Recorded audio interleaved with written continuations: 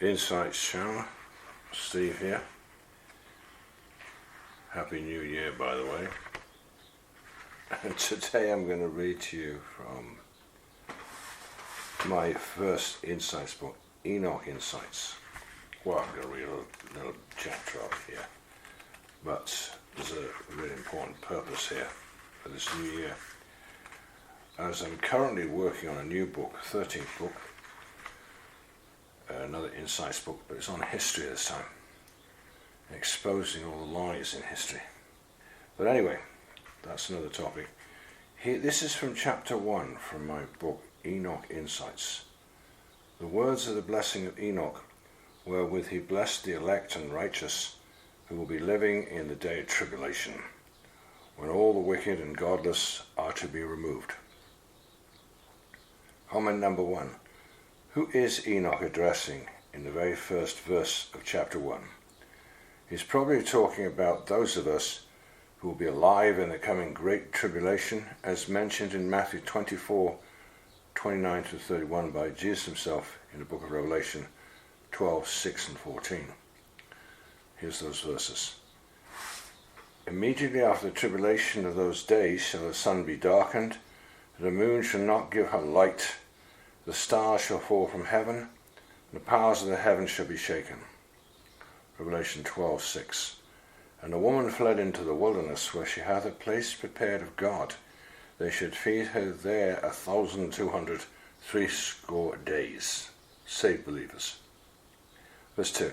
And he took up his parable and said, Enoch, a righteous man, whose eyes were opened by God, saw the vision of the Holy One in the heavens, which the angel showed me, and from them I heard everything, and from them I understood as I saw, but not for this generation, but for a remote one, which is for to come.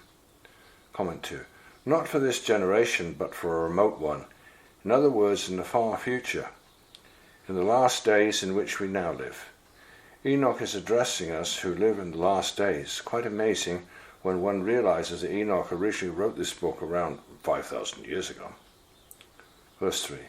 Concerning the elect I said, and took up my parable concerning them.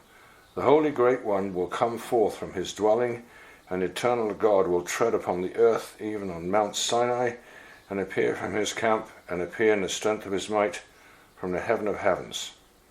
Comment 3. The book of Enoch is for the elect to know about in particular.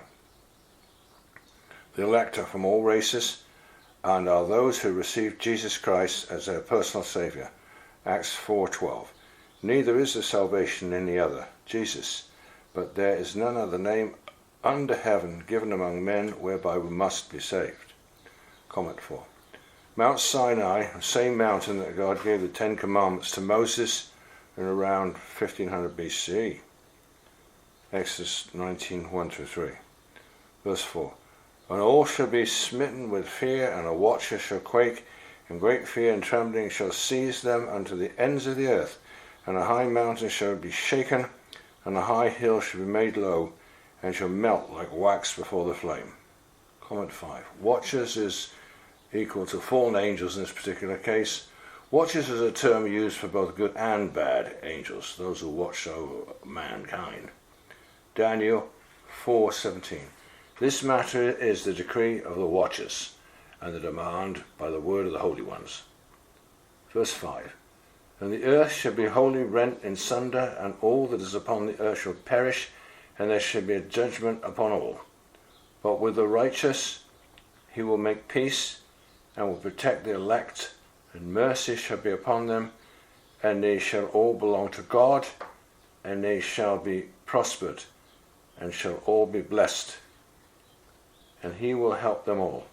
Light shall appear unto them, he will make peace with them. Isaiah 24:1. Behold, the Lord makes the earth empty, makes it waste, turns it upside down, scatters abroad the inhabitants thereof. Revelation 6:14. And heaven departed as a scroll when it is rolled together, and every mountain, every island were moved out of their places. John 8:12. And then spoke Jesus again unto them, saying, I am the light of the world. He that follows me shall not walk in darkness, but shall have the light of life. 6.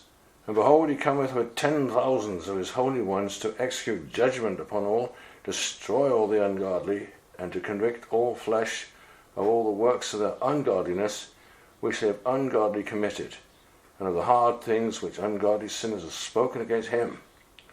Jude 1:14.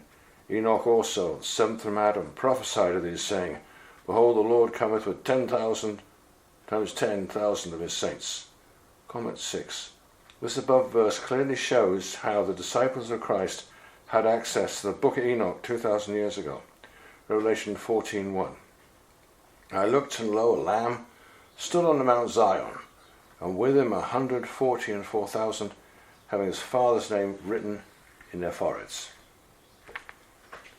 And this is what it says on the back of my book here, Enoch Insights. It says, Enoch Insights gives great insight into the Book of Enoch itself, which is an ancient book around 5,000 years old, and apparently the very, very first book ever written. The Book of Enoch was banned for 1,000 years during the Dark Ages on the threat of one being burned at the stake. Why was it banned? Enoch lived in a pre-diluvian world where fallen angels came down from heaven, were seduced by the most beautiful women who had ever lived, and the fruit of this forbidden union were the giants and titans, who became cannibals and devoured mankind. Perhaps this is why we find many pre-diluvian cities underground.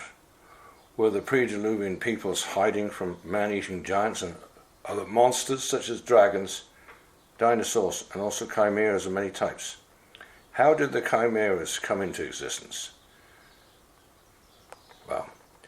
Well, that's what I originally put on the back of this book. Currently, I'm now working on my 13th book about the truth about history of the last 2,000 years, since Christ to the present time. Because, as has been said famously, history is bunk.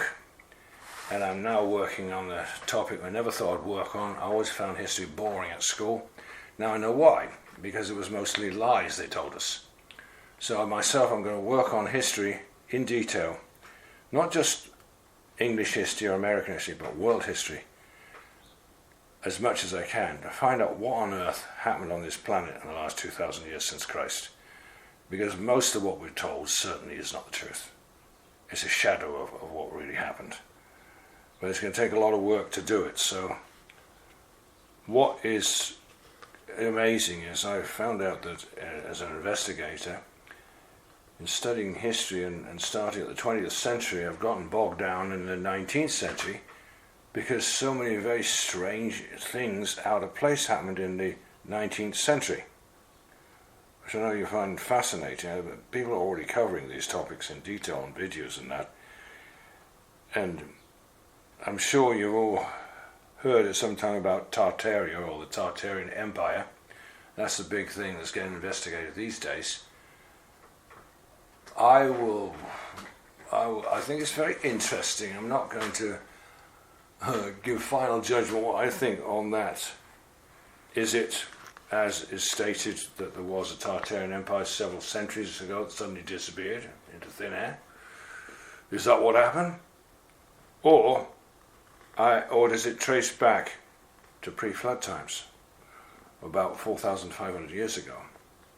And in modern times we've found their buildings, dug them up, and then called them our own in the 19th century because it served the purpose of those, the ruling elite, who just come out with their evolutionary doctrine, Charlie Darwin, in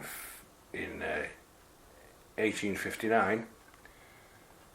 And that's what people had to believe from then on, instead of believing these fairy tales like the Bible and things like that.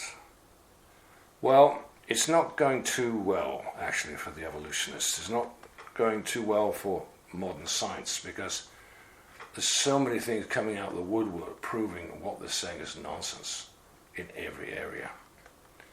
That's what's happening at the present time. And I think AI is actually helping a lot of people to make a lot of very interesting videos and bring out a lot of interesting information. My side of it is I want to bring people back to, well, what does the Bible say? What did the Apocryphal books say? What did Enoch say? What did the ancient Jewish books say, like Jasher, Jubilees? Because they talk about these things. But as to whether was this empire, Tartarian Empire, several centuries ago that suddenly disappeared into thin air, how does a whole race of people disappear into thin air? Unless it's more like their traditions and buildings they left behind, but they were no longer here, but they were being lived in by hermits or other peoples until driven out by the new powers. And that's much more likely to be the case. But nevertheless, it's an interesting investigation of which the Tartarian Empire is one of the things I'm investigating. It is very interesting. A lot of interesting things. I would say to people also, it's important you know some of the basic truths about this planet. You need to know what was discovered by famous people like Admiral Byrd, the most decorated American Navy person in history. Just imagine that. Here's somebody who claims there's a world inside this world, an inner world, hollow earth. Yeah. And that explains a lot of things too. I wonder, was the Tartarian race a visiting race from the underworld, from the inner earth? Then they had to disappear again because it didn't suit this new status quo? I don't know. There's all kind of possibilities. What happened? But when you know books like the Book of Enoch, it's very, very helpful. When you know that these things have happened before. Another big question is it going to happen again? Are we going to get giants again on this planet? Are we going to get titans? Dangerous creatures coming from the inner world. Is that going to happen again? Well, believe it or not, if you read in the Isaiah chapter 13, not the version in the Bible, but the Septuagint version, chapter 13, Isaiah, God says, giants coming to perform my wrath in the time of the end. Oh yeah. It's important you know scriptures, not just the Bible. Bible's the beginning, that's the basics. Once you've got that down, then you need to know the Apocrypha books. You need to know the ancient Hebrew books. And there are other books too that talk about these same things, from giants to chimeras. They're real. They're completely real. Gods and goddesses of the past, oh yeah. It's not fantasy. No, neither is fantasy all those fairy things people talk about that they see. The spirit world is just right behind this physical world, and there's a lot of things in it, good and bad. But to deny they exist is plain stupidity. It's naive. So I would encourage you, please do get hold of my books, like ENOCH Insights and the sequel to that, Secrets of ENOCH Insights. You can get them at Amazon, as you can find all my books at Amazon.